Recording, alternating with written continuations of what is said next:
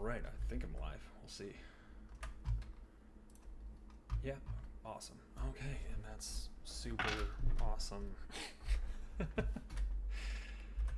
Okay, cool. Not sure if anybody's in here yet, but a couple things. Welcome to the stream for Stand Delivered. So I'm a little late. Turns out Twitch Studio is not a thing anymore, so that was cool. That's the last time I streamed. So we are talking about Stand Deliver. It's Mothership Month. It's a really cool time for third-party creators, and I applied, and I'm very excited to be a part of that team. Stand Deliver is a dual role adventure. The idea is that you are, much like all the other adventures for this, are... oh, there we go. That might help too. Okay, cool.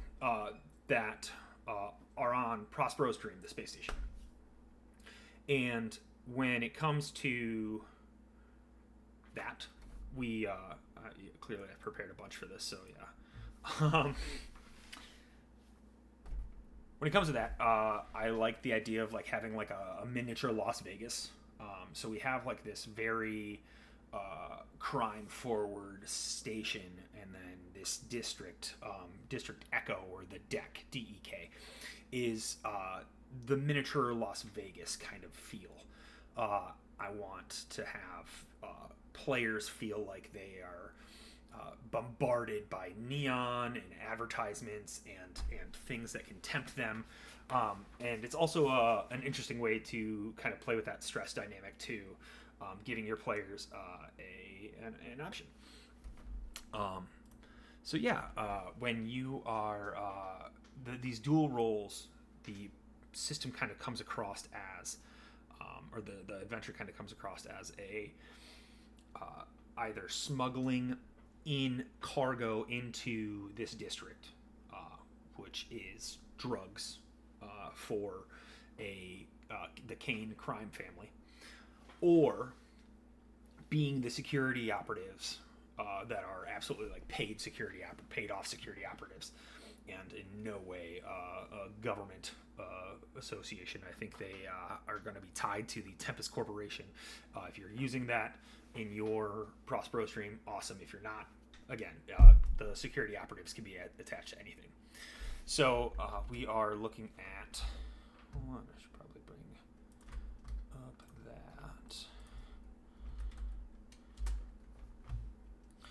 that. Either way, what ends up happening is that these drugs hit the streets. And I guess when you are the hoplite security firm, the security operatives, it's like a way to mitigate that damage. And when you are the smugglers, the pirates, that you are unknowingly doing so. And these drugs begin mutating their users, especially if the users have not continued using said drugs. So it's kind of like an addiction kind of mentality, that you have to use these drugs or you will be just kind of mutated and converted into these long, bony creatures. It's really, really cool artwork. M. McKevitt is the artist on the project, and they have been awesome to work with and put out some beautiful sketches and some beautiful line work and art. And we're using mostly line work because we're going to play off that kind of Prospero's dream / a pound of flesh vibe, where everything is kind of few tones as opposed to a bunch of big colorful books. I know the spread is that big, bright, colorful spread of the deck, but I want that because I want you to feel that essence and that aspect of that. We have basically two classes, so you can play pirate and security operative. The pirates are added, they get boosts to their speed and their intellect, which is kind of like a category that didn't really float with the existing classes, or at least the existing core 4 classes. Right now, it is all this still being playtest, but we have a cool fear response that when you succeed on your fear save, you reduce stress by 1. But if you fail, you gain an extra stress. So it's kind of like this high risk, high reward kind of feel. Currently, their skills are Rimwise and 2 basics, and then 1 expert that is connected to the basic. And then they're going to be like kind of cybernetic focused. So taking the cybernetics that exist in a pound of flesh already and kind of making it a little bit grungier, a little bit more makeshift kind of vibe, because you don't always have the facilities that you would have on a space station. When you are looking at the security class or the security operatives, they're going to get a buff to strength in combat and body saves. And then I have the panic ability is or the relationship to. Oh, cool! I didn't even write it down in here, but I played with it in our actual play recently. So yeah, I'll have to dig that up, and we'll post that kind of stuff on updates and everything else as we kind of progress throughout the month. We're gonna for sure put out some teasers, some playtest material, because I love your feedback on this kind of stuff. But this has, this adventure has seen like 3 iterations on either side. So we are playtesting both like pirates doing the thing and then security officers doing the thing. And it makes it a really cool, fun dynamic, especially with you when you kind of what I've really been doing is kind of pitching these 2 teams against each other, and I don't know if they think that they're going to meet eventually, but they are. And if you're watching, hey, you're going to meet. But yeah, so that's a really cool aspect of that. All right. It's been a while since I've been on stream, so it's like one of those things I keep catching myself in the picture or like on my side, screen, and yeah, that's a little bit distracting, so I got to get used to that again. The cool thing with the security class, while the pirates have these cybernetics, the security class is going to have use of drones. And obviously, cybernetics and drones can go both ways, and you can kind of put them in anything. And that's the toolkit aspect of Stand Deliver, because you don't have to play the way that the adventure intends you to play. Even then, it's pretty sandboxy, and tear it apart. Once you have all the material and you buy the book, cool, it's your book. I don't care what you do with it. Have fun. That's what I care. But yeah, so currently there are 4 types of different drones. There's rolling, walking, hovering, and bipedal. The rolling are going to be like the little squirrely kind of Star Wars little bots that are just kind of observational, fast, almost like a delivery mechanism even. When I say walking, I really mean scurrying. And there's a teaser for the Skitter 2400, I believe, is the number, but it's like a non-combat skittering, like kind of little millipede thing that can use hacking. Hover is mostly observational. The deck, because of all of the neon and everything like that, there's a faux sky, kind of giving you the element that you are on Earth. Or on planet, and that is all intentional in the deck. So yeah, you can use observational hovering drones to kind of gain a landscape point, or a point of view of the landscape. And then bipedal are going to be more combat oriented. And when I say combat, most of the time I mean anti.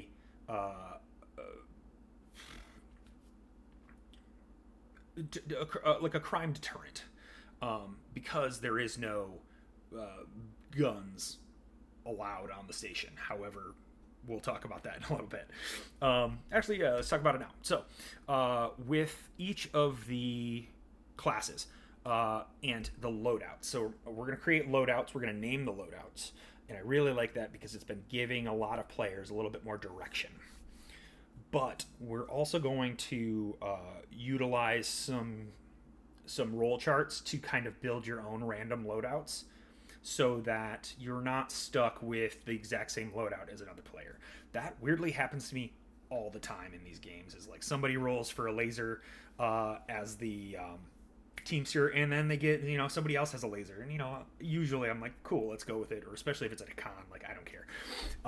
But lasers are fighting around everywhere, and it's it makes for a wild game.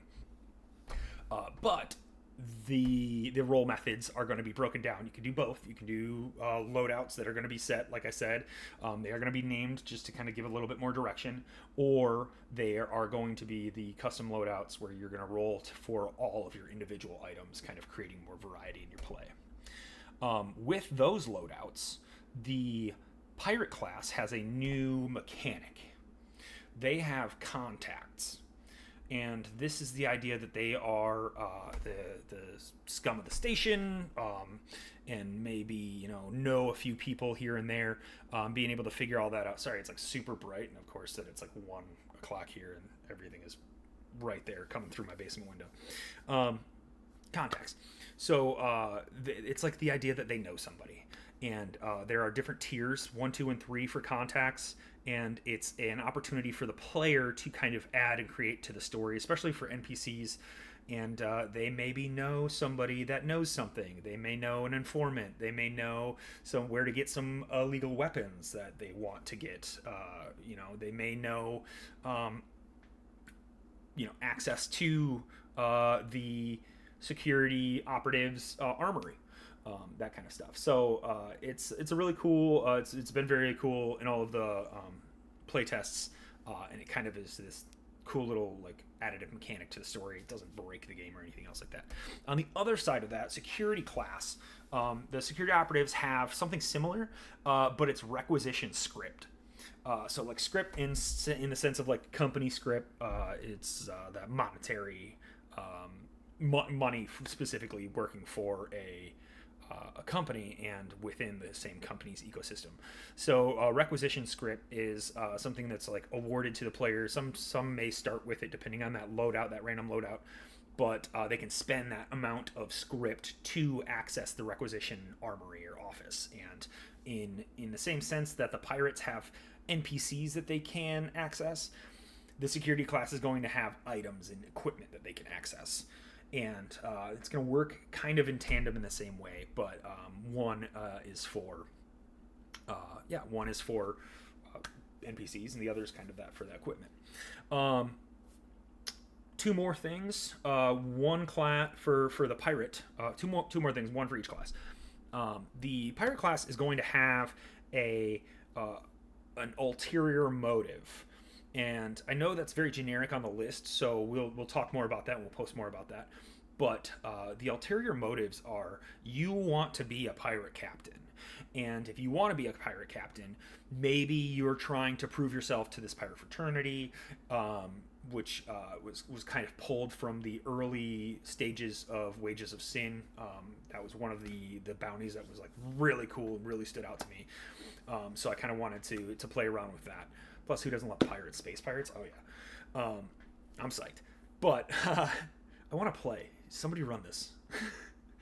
So, yeah, when you're looking at that, you're going to have roll tables that are going to give you just a little bit more of a drive and personal ulterior motives as well.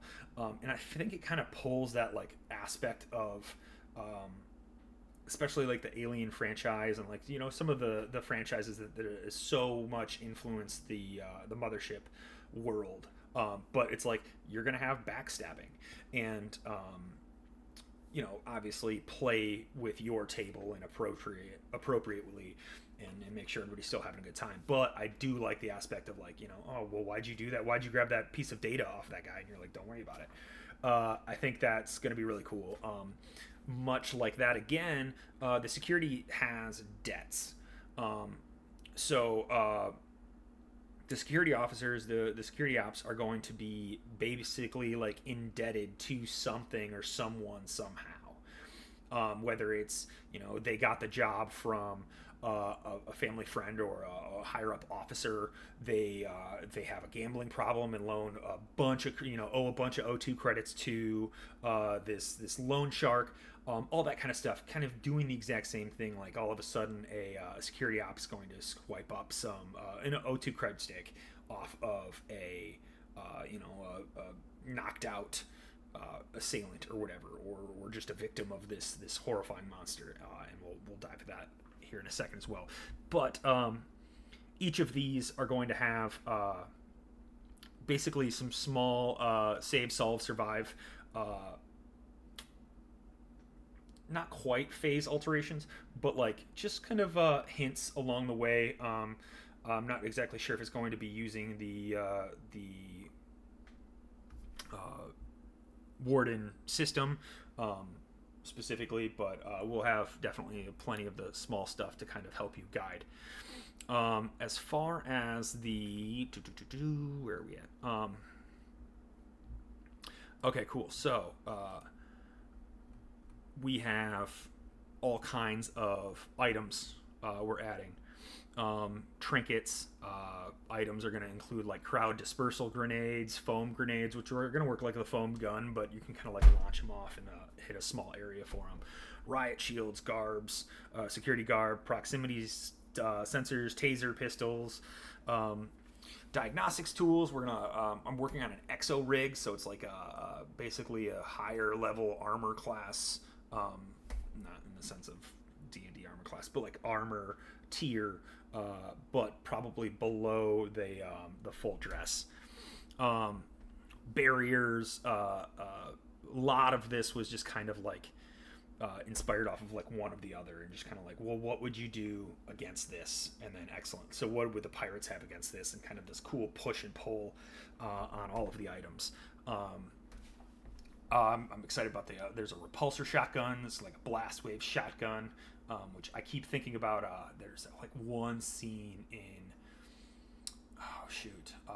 Minority Report that kind of catches my eye every time I'm on that. So yeah, that's kind of like that vibe. All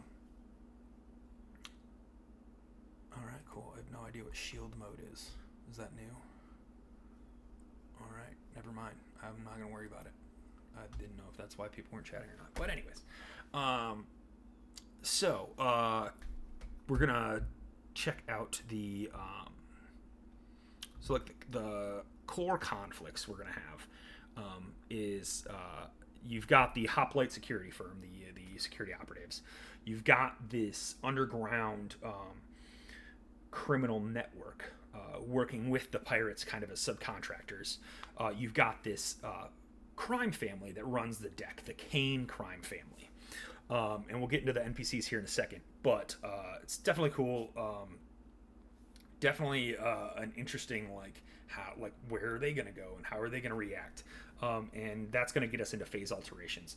And then also what I've referred to as the Watchful.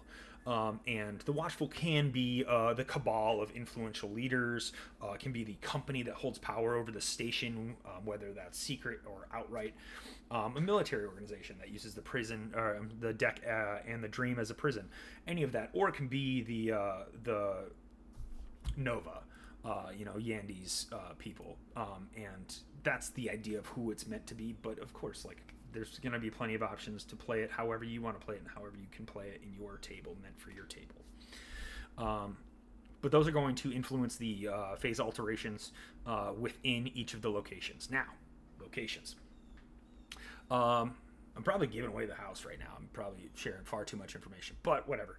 We'll keep talking about it, and, it's live right now, so you can get the stuff. District Echo. All right, so holographic advertisements.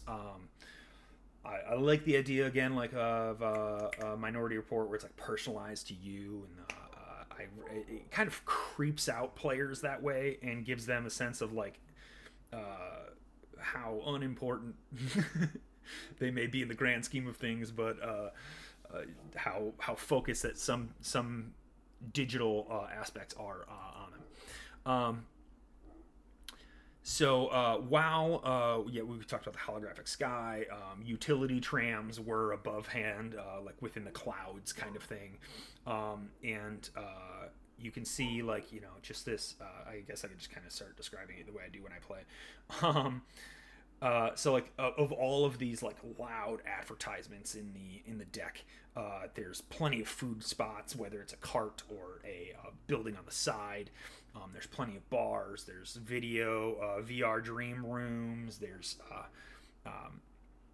all of which are kind of like angled and pressured towards what is the only remaining true non-capsule hotel in the district.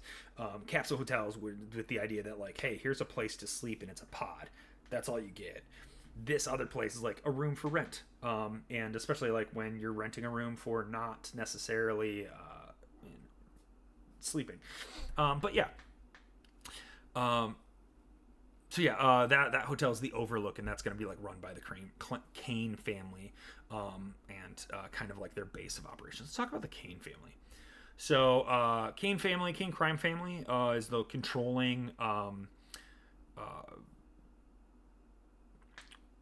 syndicate that runs the deck, and it's cool. It's a recent death in the current Kane family has kind of dropped created a power vacuum among the children.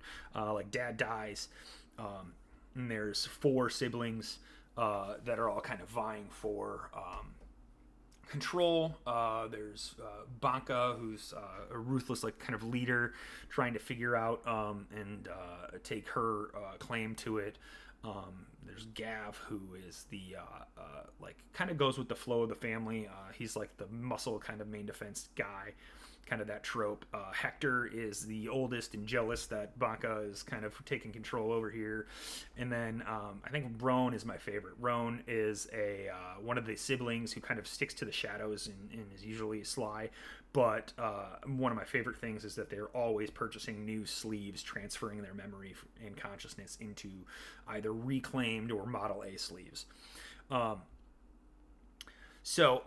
When we get into like this family is going to buy these drugs, right? And these drugs begin spreading out and heading into different areas, and influencing the population. Those that use the drug and don't really, continue its use, begin transforming and from the inside out, literally tearing away at like their flesh from the inside. Bony kind of protrusions and a new kind of very feral cannibalistic form kind of appears, where you probably wouldn't call it cannibalism at that point because it's a different creature. There's phases to this horror, so that there's going to be different levels, different phases, different stat blocks. You come across weaker ones, and the whole idea is that you can take this whole adventure and either make it a one shot, or you can keep playing, do like a slow burn, like people are slowly starting to turn. Phase 1 is like small organic pets and food storages begin to get raided, as people are like kind of slowly transforming, and there's like phase 1 transformations, phase 2 and phase 3, and then it excels from there.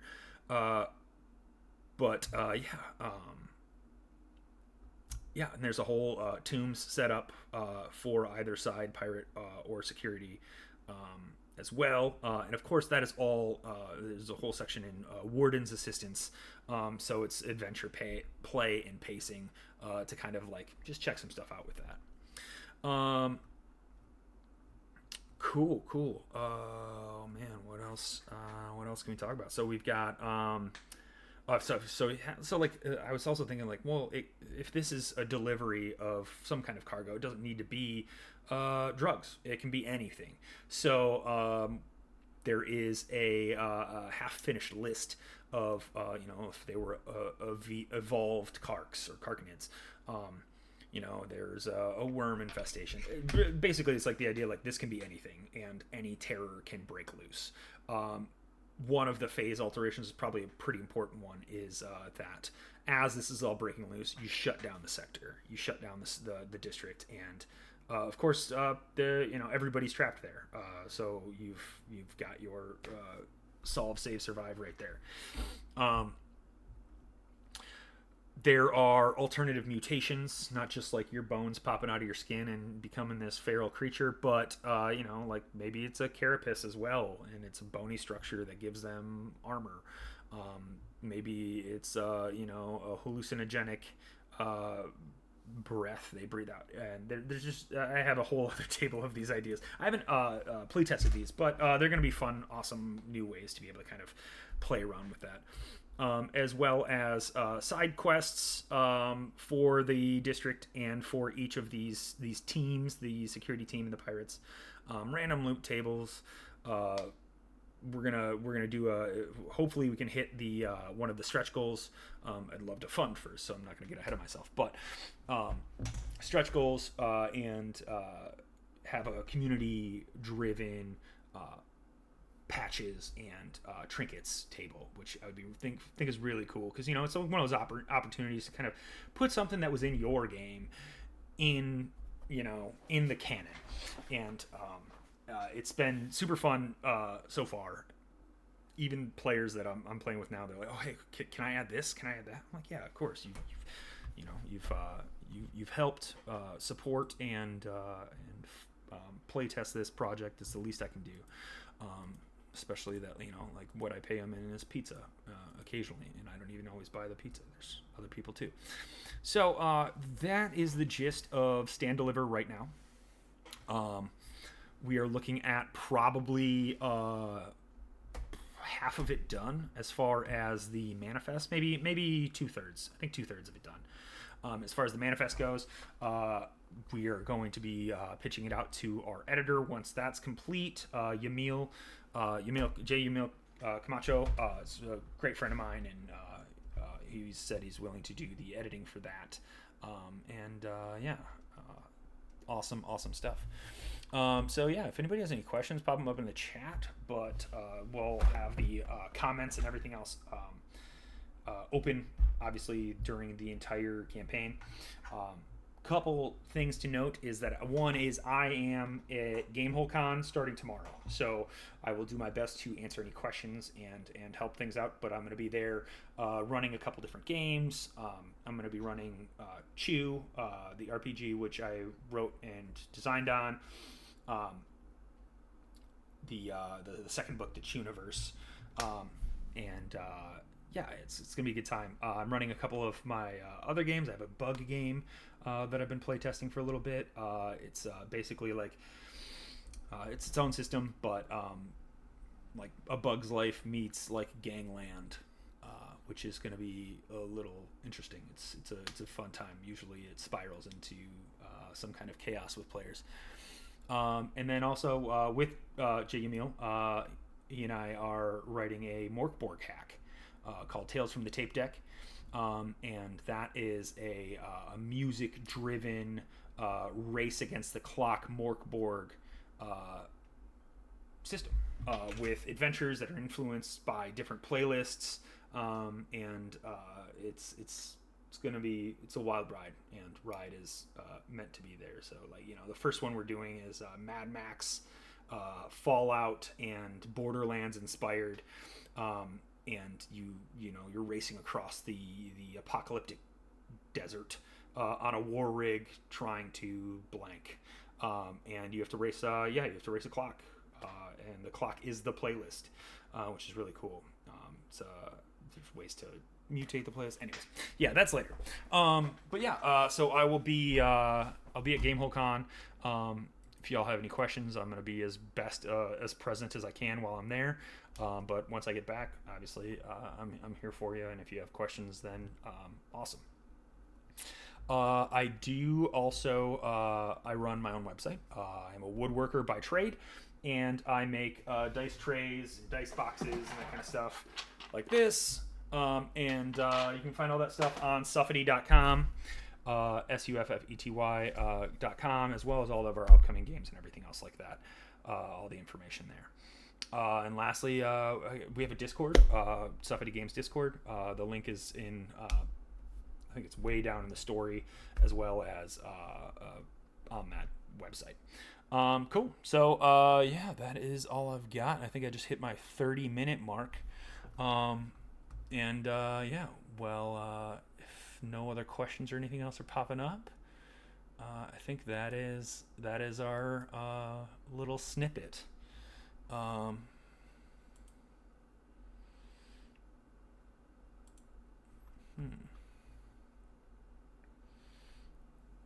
Yeah, okay, well, chat is up, so. All right. Well, thank you all very much. I will see you out there, and if you have any questions, please drop them in the BACKERKIT page. Thank you.